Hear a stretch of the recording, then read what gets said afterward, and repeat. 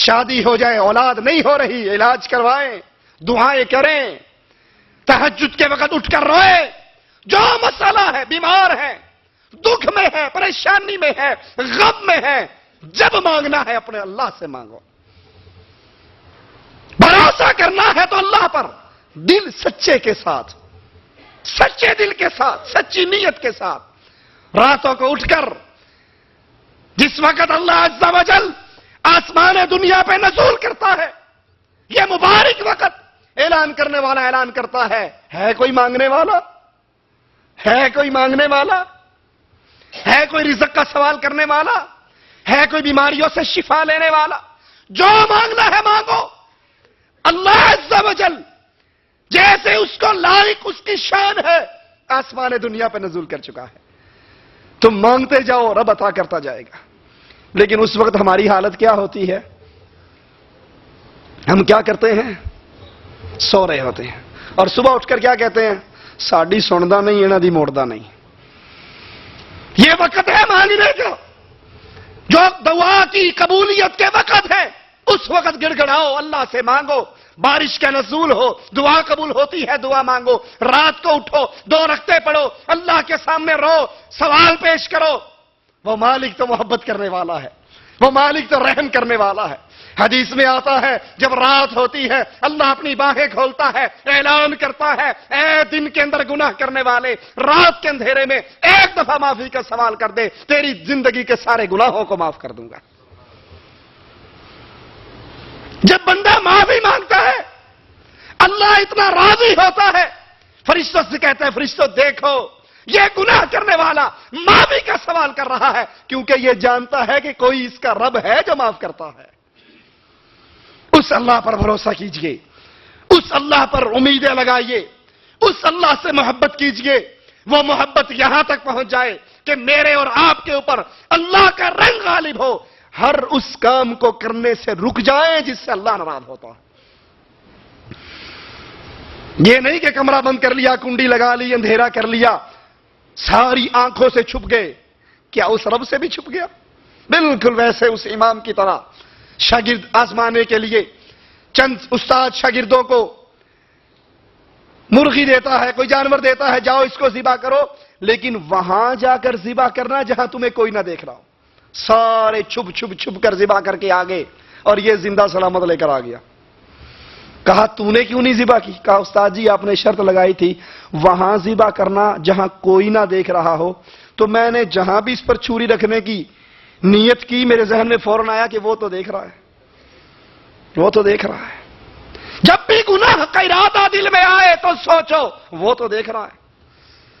جب یہ کیفیت انسان کی بن جائے کہ اللہ کا ڈر، اللہ کا خوف، اللہ کی محبت غالب آئے، پھر انسان کو کسی اور سے ڈرنے کی ضرورت نہیں رہتی. آخری بات کہہ کے بات ختم کرتا ہوں. صحیح بخاری میں قصہ آتا ہے، ایک شخص دریا پار رہنے والا، وہ دوسری طرف آیا، کسی سے کچھ قرض مانگا کہ مجبور ہوں، پریشان ہوں، قرض دے دے.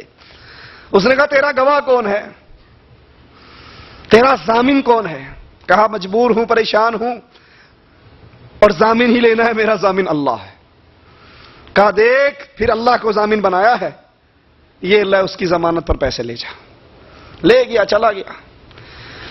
جو اس کا وعدہ تھا، جس وعدے پہ اس نے واپس کرنے تھے پیسے اکٹھے کر لیے، دریا پہ آئے تو دریا خوب چڑھا ہوا، طغیانی سیلاب کی صورت. یہ ایک ایک کشتی والے کی محنت کرتا ہے اللہ کی کہ مجھے پار لگا دے. اس نے کہا تیرا دماغ خراب ہے، میں بھی ڈوبوں گا، تجھے بھی ڈبوں گا، اتنا پانی چڑھا ہوا ہے، ہم نہیں لے جاتے. اب یہ کھڑا ہے پریشان ہے کہ اللہ تجھے ضامن بنایا تھا، تیرے نام پہ لے کر آیا تھا، اور یہاں پار جانے کی صورت نہیں. ایک لکڑی کا تنا دیکھتا ہے، اس کے اندر سوراخ کر کے کسی طرح محفوظ کر کے پیسے اس میں ڈال کر اس کو دریا میں بہا دیتا. کہتا اللہ تیرے نام پہ لیے تھے، تو ہی پہنچانا. ادھر وہ لینے والا اپنے وعدے پر آ کر کھڑا ہو گیا، اللہ تیرے نام پہ دیے تھے. بندہ تو کوئی نظر نہیں آ رہا، نہ کوئی کشتی آ رہی. انتظار کرتے کرتے شام ہو گئی. اچانک ایک لکڑی بہتی ہوئی نظر آئی. کہا وہ تو نہیں آیا، یہ لکڑی آ رہی، چلو یہی اٹھا لوں، گھر میں جلانے کے کام آئے گی.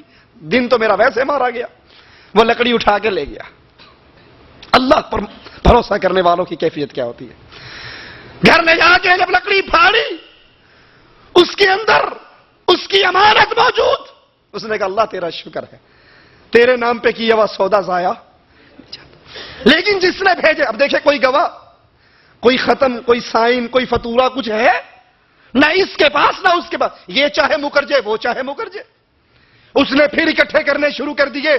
کچھ عرصے کے بعد جب ہم پیسے ہو گئے, واپس آیا اور آ کر کہنے لگا کہ بھائی غلطی ہو گئی, معاف کرنا, اس تاریخ پہ نہیں پہنچ سکا, یہ اپنے پیسے لے. اسے پتہ نہیں کہاں گئی, وہ پانی میں پہنچی نہیں پہنچی, اسے یہ اپنے پیسے لے لے. اس نے کہا نہیں, وہ بتا اس تاریخ پہ کیوں نہیں آیا, تیرا میرا وعدہ اس تاریخ کا تھا. کہا بھائی بس غلطی ہو گئی. کہا نہیں, صحیح بات بتا ہوا کیا تھا. اس نے سارا قصہ بتایا کہ میں تو آیا تھا, کوئی سروے ہے اس کے, کوئی کفیل ہے, کوئی نگران ہے. لیکن وہ جب اس سے محبت ہو جائے, کہا میں تو آیا تھا, اور پھر اللہ نام پر ایک لکڑی میں ڈال کے بہا بھی دیے تھے. کہا جس رب کے نام پہ بہائے تھے اس رب نے مجھے پہنچا دیا. مغلوں کا دور, بہت بڑا بادشاہ نماز پڑھنے کے لیے, جمعہ پڑھنے کے لیے مسجد میں آتا ہے. ایک فقیر دائیں بیٹھا ہے, ایک بائیں بیٹھا ہے. دائیں والا فقیر کہتا ہے اللہ تو نے بادشاہ اکبر کو اتنا پیسہ دیا ہے, اتنا مال دیا, مجھے بھی دے. دوسرا کہتا ہے بادشاہ اکبر تجھے اللہ نے اتنا دیا ہے, مجھے بھی دے. دونوں کے سوال پہ غور کرو. ایک کہتا ہے اللہ تو نے بادشاہ کو اتنا دیا ہے, مجھے کیوں نہیں دیتا, مجھے بھی دے. دوسرا کہتا ہے بادشاہ تو دے, ڈائریکٹ ہماری ڈائریکٹ اللہ نہیں سنتا, تو دے, تجھے اللہ نے دیا. اس نے آ کر وزیروں سے کہا کہ دیکھو یہ جو اللہ سے مانگتا ہے اللہ اس کو خالی نہیں لوٹائے گا, لیکن یہ بے وقوف جاہل ہمیشہ مجھ سے ہی مانگتا ہے, تو اس کو کچھ بھیج دو. پرانے دور کے بادشاہوں کے اپنے طریقے. انہوں نے ایک بڑے خوبصورت برتن کے اندر اشرفیاں بھری سونے کی, اوپر کھیر ڈالی اور جا کر بھیج دی کہ یہ لے بادشاہ سلامت نے تجھے بھیجی ہے. اب وہ اس کو جلا رہا ہے, دیکھ اللہ ہی دے گا, اللہ ہی دے گا, وڈا لیندہ اللہ کو دیکھ میں نے بادشاہ نے بھیجتا ہے. انہوں نے کہا تجھے بھیج دیا, تو کھا مزے کر, مجھے اللہ ہی دے گا, میں تو اللہ سے مانگ رہا ہوں. لیکن تھے تو دونوں ہی پیٹی بھائی نا, محکمہ تو دونوں کا ایک ہی تھا. یہ کھاتے کھاتے کھاتے جب کھیر پیٹ بھر گیا نا, کہتے ہیں اللہ ہی دے گا, لے تو بھی تھوڑی سی کھا لے, اللہ ہی دے گا, تو کھا لے. اللہ دے گا تو پر دیکھوں گا کیسے دے گا, کب دے گا. بادشاہ سے مانگا کرتے ہیں, ان کے پاس ہے, یہ فوراً دے دیتا ہے. پتہ نہیں وہاں کب دعا قبول ہوتی بھی نہیں ہوتی. اس نے وہ صندوقڑی لی, وہ دیگچی لی, کہا اچھا ٹھیک ہے پھر گھر جا کر کھاؤں گا, ابھی نہیں کھاتا, رکھ لی اپنے پاس. اگلے جمعے کے لیے بادشاہ پھر آیا. اب یہ تو نہیں تھا, یہ جو اللہ سے مانگتا تھا یہ تو نہیں تھا. وہ پھر بیٹھا, بادشاہ تجھے اللہ نے دیا, مجھے دے. اس نے کہا وزیر صاحب اس کو بھیجا نہیں. کہا جی ہم نے تو بھیجا تھا. کہا اس سے پوچھو کیا ماجرا ہے. کہا تجھے بادشاہ نے کھیر نہیں بھیجی تھی. کہا جی بادشاہ سلامت, بڑا مزہ آیا جی, بڑی مزیدار کھیر تھی, بڑی کھائی جی, بڑی کھائی. کہا پھر. کہا جی بڑی کھائی, بڑی مزیدار. کہا پھر. کہا جی وہ یہاں ایک بیٹھتا تھا بے وقوف سا, کہتا اللہ تو دے, اللہ تو دے. میں اسے کہتا تھا بادشاہ سے مانگا کر, وہ کہتا نہیں اللہ ہی دے گا. تو آخر وہ بھی بیچارہ میرے طرح ہی فقیر تھا, جو باقی بچی پھر میں نے اسے دے دی. کہا بے وقوف, پھر اللہ نے اسے دے دیا, اس کے نیچے تو سارا کچھ تھا. تو اللہ پر بھروسہ کیجئے, ہر حال میں, ہر دکھ میں, ہر بیماری میں, ہر غم میں, ہر مصیبت میں, ہر مشکل میں جب اس اللہ کو پکارو گے اللہ اپنے بندے کو دایا. وَمَن يَتَوَكَّلْ عَلَى اللَّهِ فَهُوَ حَسْبُهُ.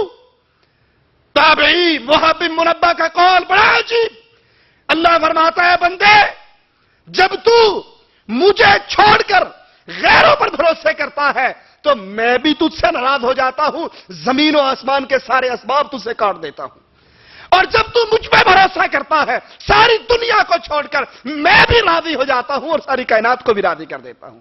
اللہ سے دعا ہے اللہ ہمیں ہر حال میں اپنی ذات پر راضی ہونے کی توفیق عطا فرمائے. اللہ ہمیں ایسی توحید اور ایمان ہمارے پلے میں لکھ دے, ہمیں عطا فرما دے کہ ہم جب جھکیں اللہ کے سامنے, جب مانگیں اللہ سے, جب روئیں اللہ کے سامنے. اقول قولی ھذا واستغفر اللہ لی ولکم ولسائر المسلمین فاستغفروہ انہ ھو الغفور الرحیم. اگر کسی کو قرآن مجید کا کوئی ٹکڑا ملے تو آیا اس کو دفن کر دیا جائے یا جلا دیا جائے, دونوں طریقے درست ہیں. میرا سوال یہ ہے کہ نبی صلی اللہ علیہ وسلم کی وفات کے بعد جب بلال شام میں چلے گئے تو وہاں پر نبی نے خواب میں آ کر بولا کہ بلال اتنے دور کیوں چلے گئے ہو, واپس آ جاؤ. پھر بلال واپس آ گئے, کیا یہ بات صحیح ہے؟ یہ بات کس کتاب میں ہے وہ ہمیں دے دیجئے. اور ویسے رسول اللہ صلی اللہ علیہ وسلم کا فرمان مبارک ہے کہ شیطان میری صورت میں نہیں آ سکتا, شیطان میری صورت نہیں اپنا سکتا. تو اللہ کے نبی صلی اللہ علیہ وسلم کو اللہ دکھا دے خواب کے اندر, اللہ دکھا دے, نبی آ جائیں, کسی کو زیارت ہو جائے تو اللہ اس پر قادر ہے. اور وہ چونکہ صحابی تھے, انہوں نے نبی پاک کو دیکھا تھا, اس لیے انہیں شیطان دھوکا. آج بھی شیطان میرے اور آپ کے خواب کے اندر نہیں آ سکتا, لیکن جھوٹ تو بول سکتا ہے نا. تو آج جس کو خواب میں اللہ کے نبی کی زیارت ہو, ممکن ہے شیطان دھوکا دے رہا ہو, ٹھیک ہے, لیکن وہ تو صحابہ تھے.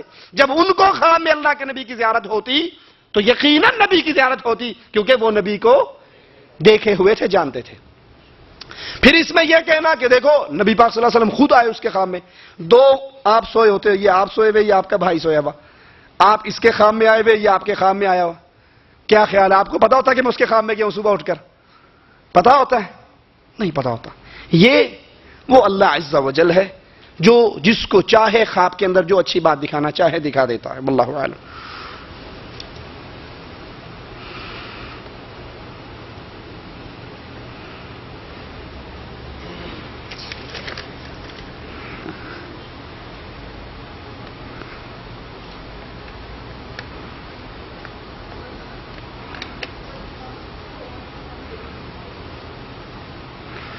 کیا انسان احتلام کی صورت میں بغیر غسل کے کھانا کھا سکتا ہے؟ جی کھا سکتا ہے, بہتر ہے وضو کر لے. اور غسل جو ہے یہ نماز کے لیے شرط ہے. مسجد میں داخل ہونا ہے تو غسل کرنا پڑے گا, نماز پڑھنی ہے تو غسل کرنا پڑے گا, قرآن کو چھونا ہے تو غسل کرنا پڑے گا. یہاں غیر ضروری بال اور ناخنوں کا ذکر آیا ہے کہ وہ کتنے دن تک صاف کر لینے چاہیے. تو 40 دن سے زیادہ نہیں ہونے چاہیے, بلکہ اس سے پہلے ان کو صاف کر لینا چاہیے. واللہ اعلم. سبحانک اللہم وبحمدک اشہد ان لا الہ الا انت استغفرک واتوب الیک. یہ فجر کی نماز ہے, سورج نکلتے وقت پڑھ سکتے ہیں؟ سورج جب نکل رہا ہو تب نہیں پڑھنی, جب نکل جائے پھر پڑھنی ہے. مغرب کی؟ ہاں جی مغرب کی. جی جب سورج غروب ہو رہا ہے, کیونکہ مغرب کا ٹائم. مشکل کشا, حاجت روا, مدد کرنے والا, رزق دینے والا, اولاد دینے والا, اپنا حاکم, یہ سب تسلیم کرنے کے بعد وَلَمْ يَلْبِسُوا إِيمَانَهُمْ بِظُلْمٍ أُولَئِكَ لَهُمُ الْأَمْنُ وَهُمْ مُهْتَدُونَ. پھر وہ اس ایمان کے ساتھ, اس عقیدے کے ساتھ, اس توحید کے ساتھ ظلم کو شامل نہ کریں, ظلم نہ کریں. ان کے لیے امن ہے اور یہ ہدایت پر ہے.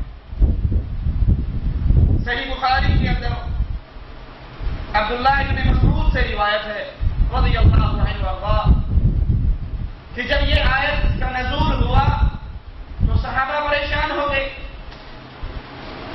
کہنے لگے اللہ کے نبی علیہ الصلوۃ والسلام وہ کون ہے جس سے ظلم نہ ہو؟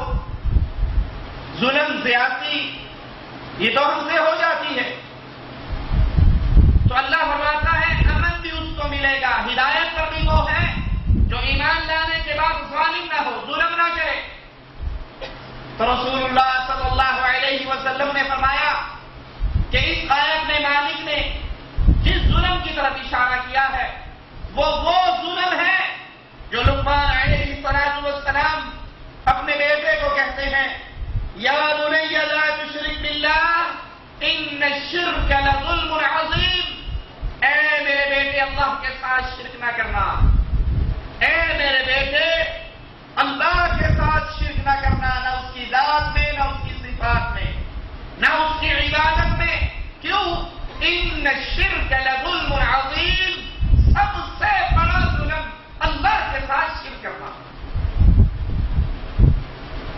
تو یہاں اہل امن, اہل ہدایت جن کو اللہ عز و جل بیان فرما رہا ہے وہ وہی ہیں جو لا الہ الا اللہ پڑھنے کے بعد, ایمان لانے کے بعد, توحید کو سمجھنے کے بعد شرک سے توبہ کرتے ہیں, شرک سے اپنے دامن کو علیحدہ کر لیں.